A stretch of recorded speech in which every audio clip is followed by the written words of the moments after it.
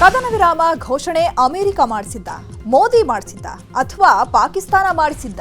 ಈ ವಿಚಾರದಲ್ಲಿ ದೇಶದ ಜನತೆಗೆ ಮೋದಿ ಸತ್ಯ ಹೇಳಬೇಕು ಅಂತ ಸಚಿವ ಪ್ರಿಯಾಂಕ್ ಖರ್ಗೆ ಹೇಳಿದ್ದಾರೆ. ಕಲಬುರಗಿಯಲ್ಲಿ ಮಾತನಾಡಿದ ಅವರು, ಮೋದಿಯವರು ಸೋಷಿಯಲ್ ಮೀಡಿಯಾ ಬಳಸಿ ಯುದ್ಧ ಮಾಡ್ತಿದ್ದಾರೆ. ಈ ಕಾರ್ಯಾಚರಣೆಯಲ್ಲಿ ನಾವು ಪ್ರಧಾನಿಗೆ ಬೆಂಬಲ ಕೊಡ್ತಿದ್ದೇವೆ. ಆದರೂ ಮೋದಿ ಸರ್ವಪಕ್ಷಗಳ ಜೊತೆ ಚರ್ಚೆ ಮಾಡ್ತಿಲ್ಲ. ಸಂಸತ್ ಅಧಿವೇಶನ ಕೂಡ ಕರೀತಾ ಇಲ್ಲ. ಈ ಬಾರಿ ವಿದೇಶಾಂಗ ನೀತಿಯಲ್ಲಿಯೇ ಭಾರತ ಸೋತಿದೆ. ಕೂಡಲೇ ಸಂಸತ್ ಅಧಿವೇಶನ ಕರೆದು ಚರ್ಚೆ ಮಾಡಬೇಕು ಅಂತ ಹೇಳಿದ್ದಾರೆ. ಅಮೆರಿಕದ ಅಧ್ಯಕ್ಷರು ಡೊನಾಲ್ಡ್ ಟ್ರಂಪ್ ಅವ್ರ ಸ್ನೇಹಿತರು ಪದೇ ಪದೇ ಹೇಳ್ತಾ ಇದ್ದಾರೆ, ನಾನು ಮಧ್ಯಸ್ಥಿಕೆ ವಹಿಸಿದ ಮೇಲೆ ಇದು ಯುದ್ಧ ವಿರಾಮ ಆಗಿದೆ. ಇದು ನಿಜಾನ ಇಲ್ವಾ ಗೊತ್ತಾಗ್ಬೇಕಲ್ಲ ನಮಗೆ. ಪಾಕಿಸ್ತಾನ್ ಪ್ರಧಾನಮಂತ್ರಿಗಳು ಪಾರ್ಲಿಮೆಂಟ್ ಅನ್ನ ಕರೆದಿ ನಾವೇ ಜಯಶೀಲರಾಗಿದ್ದೇವೆ ಅಂತ ಘೋಷಣೆ ಮಾಡ್ತಾರೆ. ನಮ್ಮ ಪ್ರಧಾನಮಂತ್ರಿ ರಾತ್ರಿ 8 ಗಂಟೆಗೆ ಬಂದು ಮನ್ ಕಿ ಬಾತ್ ಹೇಳ್ತಾರೆ. ನಾವು ಕೇಳ್ತಾ ಇರೋದೇನು, ಆಲ್ ಪಾರ್ಟಿ ಮೀಟಿಂಗ್ ಅಟೆಂಡ್ ಆಗಿ ಅಂತ. ಅಟೆಂಡ್ ಆಗಿ ನಮ್ಗೆಲ್ಲರಿಗೂ ಹೇಳಿದ್ರೆ ನಾವು ಒಪ್ತಾ ಇದ್ವಲ್ಲ. ನಿಮ್ಮನ್ನ ನಾವು ನಂಬಿದ್ದೇವೆ, ನಮ್ಮನ್ನ ಯಾಕೆ ನಂಬ್ತಾ ಇಲ್ಲ ನೀವು? ಪಾರ್ಲಿಮೆಂಟ್ ಕರೀರಿ. ಪಾಕಿಸ್ತಾನದವ್ರು ಕರೆದ್ಬಿಟ್ಟು ಜಯಬೇರಿ ಆಗಿದ್ದಾರೆ ಅಂತ ಹೇಳ್ಕೊಂತ ಇದಾರೆ. ನೀವು ಅದಕ್ಕೆ ಕೌಂಟರ್ ಮಾಡಬಾರ್ದು. ಆಪರೇಷನ್ ಸಿಂಧೂರ್ ಯಶಸ್ವಿಯಾದ ಹಿನ್ನೆಲೆ ರಾಜ್ಯಾದ್ಯಂತ ಬಿಜೆಪಿ ತಿರಂಗ ಯಾತ್ರೆ ಹಮ್ಮಿಕೊಳ್ಳಲಿದೆ. ಈ ಕುರಿತು ಶಿವಮೊಗ್ಗದಲ್ಲಿ ಮಾತನಾಡಿದ ಬಿಜೆಪಿ ರಾಜ್ಯಾಧ್ಯಕ್ಷ ಬಿವೈ ವಿಜಯೇಂದ್ರ, ಪಹಲ್ಗಾಮ್ ಘಟನೆಗೆ ಪ್ರತೀಕಾರವಾಗಿ ಕೇಂದ್ರ ಸರ್ಕಾರ ಕ್ರಮ ಜರುಗಿಸಿದೆ. ಪಾಕಿಸ್ತಾನ ಅಮೆರಿಕದ ಕೈಕಾಲನ್ನ ಹಿಡ್ಕೊಂಡು ದಾಳಿ ನಿಲ್ಲಿಸಲು ಮನವಿ ಮಾಡಿದೆ. ನೀರು ಹಾಗೂ ರಕ್ತ ಒಟ್ಟಿಗೆ ಹರಿಯಲು ಸಾಧ್ಯವಿಲ್ಲ ಅಂತ ಪ್ರಧಾನಿ ಸ್ಪಷ್ಟ ಸಂದೇಶವನ್ನ ರವಾನಿಸಿದ್ದಾರೆ. ಇನ್ನು ಯೋಧರಿಗೆ ಬೆಂಬಲ ನೀಡುವ ಸಲುವಾಗಿ ನಾಳೆ ಬೆಂಗಳೂರಿನಲ್ಲಿ ತಿರಂಗ ಯಾತ್ರೆಗೆ ಚಾಲನೆಯನ್ನ ನೀಡಲಾಗುತ್ತದೆ. ಮೇ 15, 16, 18ರಂದು ಬೆಂಗಳೂರು ಸೇರಿ ಹಲವು ಜಿಲ್ಲೆಗಳಲ್ಲಿ ತಿರಂಗ ಯಾತ್ರೆ ನಡೆಯಲಿದ್ದು ಕನಿಷ್ಠ 4 ರಿಂದ 5 ಸಾವಿರ ಜನ ಭಾಗವಹಿಸಲಿದ್ದಾರೆ ಎಂದರು.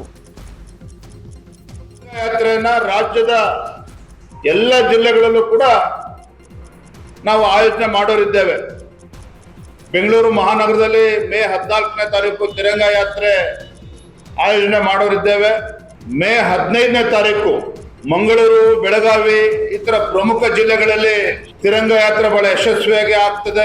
ಜಿಲ್ಲಾ ಕೇಂದ್ರಗಳಲ್ಲಿ ಅಂದ್ರೆ ಶಿವಮೊಗ್ಗ ಮತ್ತು ಇತರ ಜಿಲ್ಲೆಗಳಲ್ಲಿ ಮೇ 16ನೇ ತಾರೀಕು ಆಯೋಜನೆ ಮಾಡೋರಿದ್ದೇವೆ.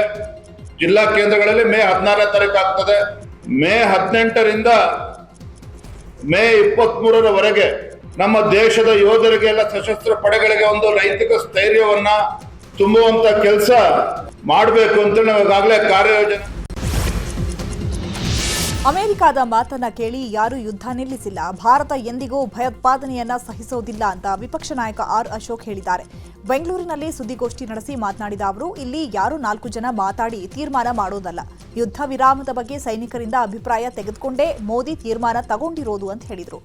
ಸೈನಿಕರು ಭಯೋತ್ಪಾದನೆ ವಿರುದ್ಧ ಹೋರಾಟ ಮಾಡಿದ್ದಾರೆ.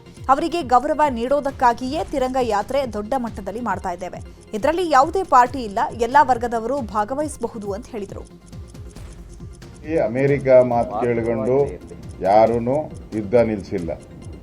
ಅವರ ಪಾಕಿಸ್ತಾನದ ಅಧಿಕಾರಿ ಫೋನ್ ಮಾಡಿರೋದು, DGMO ಅವ್ರು ಫೋನ್ ಮಾಡಿರೋದು, ನಾವೆಲ್ಲ ಫೋನ್ ಮಾಡಿರೋದು. ಅಲ್ಲಿನ ಸಿಚುವೇಶನ್ ಗೊತ್ತಿರೋದು ರಿಯಲ್ ಆಗಿ ಸೈನಿಕರಿಗೆ ಗೊತ್ತಿರೋದು, ನಮ್ಮ ಅಧಿಕಾರಿಗಳಿಗೆ ಗೊತ್ತಿರೋದು, ಸೈನ್ಯದ ಅಧಿಕಾರಿಗಳಿಗೆ.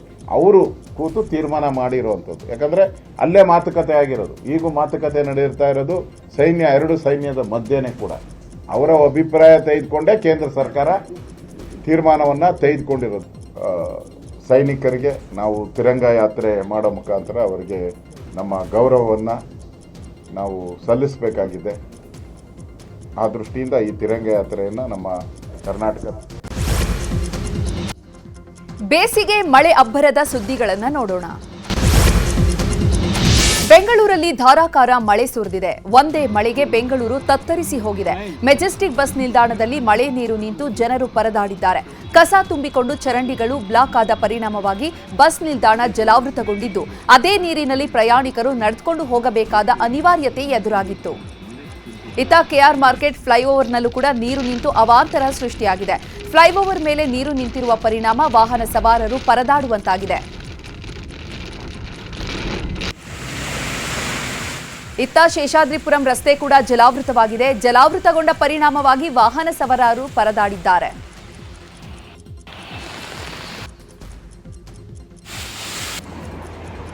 ಇನ್ನೊಂದೆಡೆ ನಾಗವಾರ ಹೆಬ್ಬಾಳ ಮುಖ್ಯ ರಸ್ತೆಯಲ್ಲಿ ಬಿಎಂಟಿಸಿ ಬಸ್ ಜಲಾವೃತವಾಗಿದೆ. ರಸ್ತೆ ತುಂಬ ಎಲ್ಲ ನೀರಿದ್ರೂ ಬಸ್ ಚಾಲಕ ನೀರಿನಲ್ಲೇ ಬಸ್ ಚಲಾಯಿಸಿದ್ದಾನೆ. ಇದರಿಂದಾಗಿ ಬಸ್ನ ಒಳಗೆ ನೀರು ನುಗ್ಗಿದೆ. ಕಾವೇರಿ ಜಂಕ್ಷನ್ ಬಳಿ ಮರದ ಕೊಂಬೆ ಮುರಿದು ಬಿದ್ದಿದೆ. ವಿನ್ಸನ್ ಮ್ಯಾನರ್ ಅಂಡರ್ ಪಾಸ್ನಿಂದಾಗಿ ಅರಮನೆ ಮೈದಾನದ ಕಡೆ ಹೋಗುವಂತಹ ಮಾರ್ಗದಲ್ಲಿ ಮರದ ಕೊಂಬೆ ಮುರಿದು ಬಿದ್ದಿದೆ. ಈ ವೇಳೆ ಯಾವುದೇ ವಾಹನ ಸಂಚಾರ ಇರಲಿಲ್ಲ, ಹೀಗಾಗಿ ಅನಾಹುತ ತಪ್ಪಿದೆ.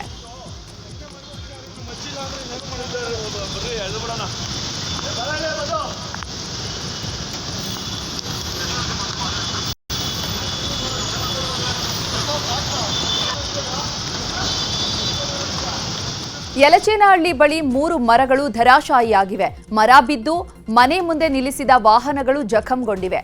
4 ಕಾರುಗಳಿಗೆ ಹಾನಿಯಾಗಿದೆ. ಬಿಬಿಎಂಪಿ ಸಿಬ್ಬಂದಿಯಿಂದ ಮರ ತೆರವು ಕಾರ್ಯ ನಡೆಯುತ್ತಿದೆ.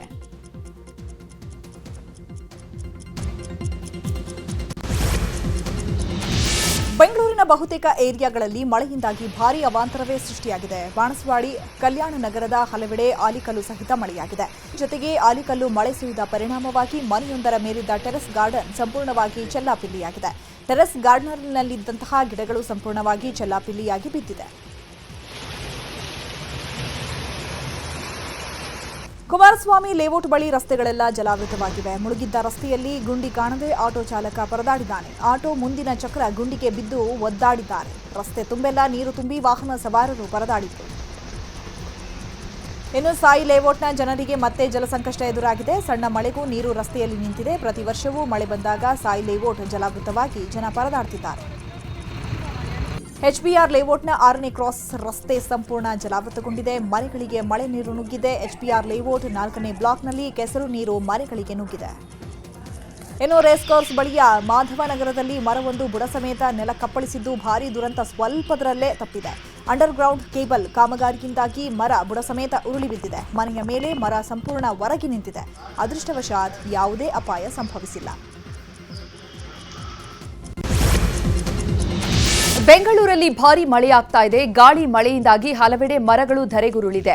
ಮಲ್ಲೇಶ್ವರಂನಲ್ಲಿರುವಂತಹ ಪಿಯು ಬೋರ್ಡ್ ಬಳಿ ಗಾಳಿ ಮಳೆಗೆ ಏಕಾಏಕಿ ಮರ ಬಿದ್ದಿದೆ. ಅದೃಷ್ಟವಶಾತ್ ಯಾವುದೇ ಹಾನಿಯಾಗಿಲ್ಲ. ಇನ್ನು ಮಾರತಹಳ್ಳಿಯಿಂದ ಕುಂದಲಹಳ್ಳಿಗೆ ಹೋಗುವಂತಹ ರಸ್ತೆ ಸಂಪೂರ್ಣವಾಗಿ ಜಲಾವೃತವಾಗಿದೆ. ಹೀಗಾಗಿ ವಾಹನ ಸವಾರರು ಪರದಾಡಿದ್ದಾರೆ.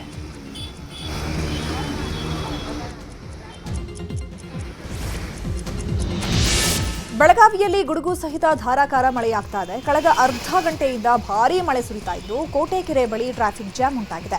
ಮಳೆಯಿಂದಾಗಿ ರಸ್ತೆ ಮೇಲೆ ನೀರು ನಿಂತು ಪರಿಣಾಮ ಸವಾರರು ಪರದಾಡಿದರು.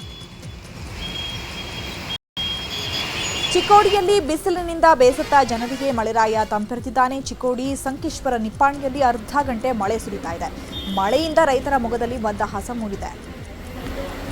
ಗದಗದ ಮುಂಡರಗಿ ತಾಲೂಕಿನ ಡಂಬಳ ವ್ಯಾಪ್ತಿಯಲ್ಲಿ ವರುಣ ಆರ್ಭಟಿಸಿದ್ದಾನೆ. ಡಂಬಳ, ಕದಾಂಪುರ, ಕಪ್ಪತಗುಡ್ಡ, ಡೋಣಿ ಗ್ರಾಮಗಳಲ್ಲಿ 1 ಗಂಟೆಗೂ ಹೆಚ್ಚು ಕಾಲ ಮಳೆಯಾಗಿದೆ. ಜಮೀನುಗಳು ಕೆರೆಯಂತಾಗಿದೆ. ಮಾವನ ವಿರೋಧದ ನಡುವೆಯೂ ಮಗಳನ್ನ ನವವಿವಾಹಿತ ಅಳಿಯ ಬಲವಂತವಾಗಿ ಕರೆದೊಯ್ದಿರುವಂತಹ ಘಟನೆ ಹಾಸನದ ಅರೇಹಳ್ಳಿಯಲ್ಲಿ ನಡೆದಿದೆ. ಚನ್ನರಾಯಪಟ್ಟಣ ಮೂಲದ ಪತಿ ಪ್ರಜ್ವಲ್ ಡಿಯಿಲಾ ಫರ್ನಾಂಡಿಸ್ನ 2 ತಿಂಗಳ ಹಿಂದೆ ಮದುವೆಯಾಗಿದ್ದ. ಗಂಡ ಹೆಂಡತಿ ನಡುವೆ ಜಗಳ ಆಗಿ ಮಗಳು ಅಪ್ಪನ ಮನೆಗೆ ಹೋಗಿದ್ಲು. ಪತ್ನಿ ಡಹೀಲಾ ತಂದೆ ಜೊತೆ ಅರೇಹಳ್ಳಿಗೆ ಬಂದಿದ್ದಾಗ ಪ್ರಜ್ವಲ್ ಹಾಗೂ ಆತನ ಸ್ನೇಹಿತರು ಎತ್ತಾಕೊಂಡು ಹೋಗಿದ್ದಾರೆ. ಮಗಳನ್ನ ಕಳಿಸಲು ತಂದೆ ಒಪ್ಪದಿದ್ರೂ ಮಗಳನ್ನ ಕಾರಿನಲ್ಲಿ ಕರ್ಕೊಂಡು ಹೋಗಿದ್ದಾರೆ.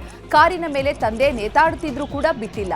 ಸಿಸಿಟಿವಿಯಲ್ಲಿ ದೃಶ್ಯ ಸೆರೆಯಾಗಿದ್ದು ಪೊಲೀಸರು ಪರಿಶೀಲನೆ ನಡೆಸಿದ್ದಾರೆ.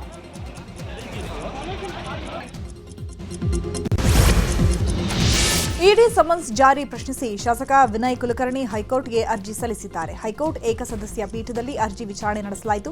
ವಿನಯ್ ಕುಲಕರ್ಣಿ ಪರವಾಗಿ ಹಿರಿಯ ವಕೀಲ ಅಶೋಕ್ ಹಾರ್ನಹಳ್ಳಿ ಹಾಗೂ ಸಂದೇಶ್ ಚೌಟ ವಾದ ಮಂಡಿಸಿದರು. ಇಡಿ ಪರವಾಗಿ ಎಎಸ್ಜಿ ಅರವಿಂದ್ ಕಾಮತ್ ಹಾಜರಾಗಿದ್ದರು. ವಾದ ಪ್ರತಿವಾದ ಆಲಿಸಿದ ಕೋರ್ಟ್ ವಿಚಾರಣೆಯನ್ನ ಮೇ 15ಕ್ಕೆ ಮುಂದೂಡಿಕೆ ಮಾಡಿದೆ. ಚಿನ್ನ ಕಳ್ಳಸಾಗಣೆ ಪ್ರಕರಣದಲ್ಲಿ ನಟಿ ರನ್ಯಾ ರಾವ್ ಬಂಧನವಾಗಿತ್ತು. ಇನ್ನು ನಟಿ ರನ್ಯಾ ರಾವ್ ವಿರುದ್ಧ ಕಾಪಿಪೋಸಾ ಕಾಯ್ದೆ ಜಾರಿ ಮಾಡಲಾಗಿದೆ. ಇನ್ನು ರನ್ಯಾ ವಿರುದ್ಧ ಕಾಪಿಪೋಸಾ ಕಾಯ್ದೆ ಅನ್ವಯಿಸುವುದನ್ನ ಪ್ರಶ್ನಿಸಿ ಹೈಕೋರ್ಟ್ಗೆ ಅರ್ಜಿ ಸಲ್ಲಿಸಲಾಗಿದೆ. ರನ್ಯಾ ರಾವ್ ತಾಯಿ ರೋಹಿಣಿ ಹೈಕೋರ್ಟ್ನಲ್ಲಿ ಅರ್ಜಿ ಸಲ್ಲಿಸಿದ್ದಾರೆ. ವಿಚಾರಣೆ ನಡೆಸಿದ ನ್ಯಾಯಾಧೀಶ ಸಂದೇಶ್ ರಾಮಚಂದ್ರ ಹುದ್ದೇರ್ ಅವರ ರಜಾಕಾಲಿಕ ವಿಭಾಗೀಯ ಪೀಠ ಕೇಂದ್ರ ಸರ್ಕಾರಕ್ಕೆ ನೋಟಿಸ್ ನೀಡಿದೆ. ಸದ್ಯ ಜೂನ್ 3ಕ್ಕೆ ವಿಚಾರಣೆಯನ್ನ ಮುಂದೂಡಲಾಗಿದೆ.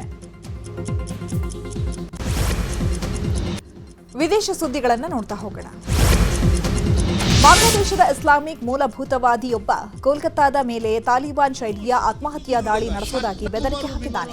ಈ ಕುರಿತು ವಿಡಿಯೋವೊಂದು ಸಾಮಾಜಿಕ ಮಾಧ್ಯಮದಲ್ಲಿ ವೈರಲ್ ಆಗ್ತಾ ಇದೆ.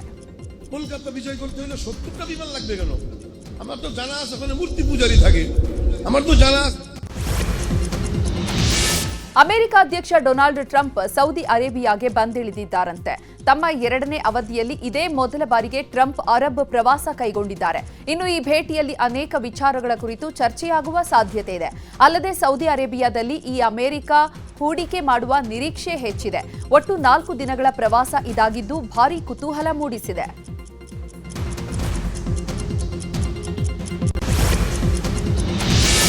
ರಷ್ಯಾ ಮತ್ತು ಉಕ್ರೇನ್ ಮಧ್ಯೆ ಯುದ್ಧದ ಕಾರ್ಮೋಡ ಮತ್ತೆ ದಟ್ಟವಾಗಿದೆ. ಇನ್ನು ಶಾಂತಿ ಮಾತುಕತೆಗೆ ಮಧ್ಯಸ್ಥಿಕೆ ವಹಿಸಲು ಟರ್ಕಿ ಮುಂದಾಗಿತ್ತು. ಆದರೆ ಟರ್ಕಿ ಜೊತೆ ಮಾತುಕತೆ ನಡೆಸಲು ರಷ್ಯಾ ಅಷ್ಟೊಂದು ಉತ್ಸುಕತೆ ತೋರಿಲ್ಲ.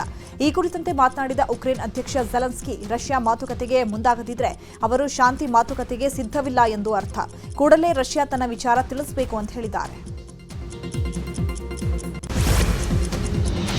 ಟೆಸ್ಟ್ ಕ್ರಿಕೆಟ್ನಿಂದ ನಿವೃತ್ತಿ ಘೋಷಿಸಿರೋ ವಿರಾಟ್ ಕೊಹ್ಲಿ ತನ್ನ ಪತ್ನಿ ಅನುಷ್ಕಾ ಶರ್ಮಾ ಜೊತೆ ವೃಂದಾವನಕ್ಕೆ ಭೇಟಿ ಕೊಟ್ಟಿದ್ದಾರೆ. ಪ್ರೇಮಾನಂದ ಮಹಾರಾಜ್ ಅವರ ಆಶ್ರಮಕ್ಕೆ ಭೇಟಿ ನೀಡಿ ಅವರಿಂದ ಆಶೀರ್ವಾದ ವಚನ ಪಡೆದಿದ್ದಾರೆ. ठीक ही रहना चाहिए. हम आपको अपने प्रभु का विधान बताते हैं थोड़ा सा. जब प्रभु किसी पर कृपा करते हैं, ये वैभव मिलना कृपा नहीं है, ये पुण्य है. विराट कोहली और अनुष्का आए थे. विराट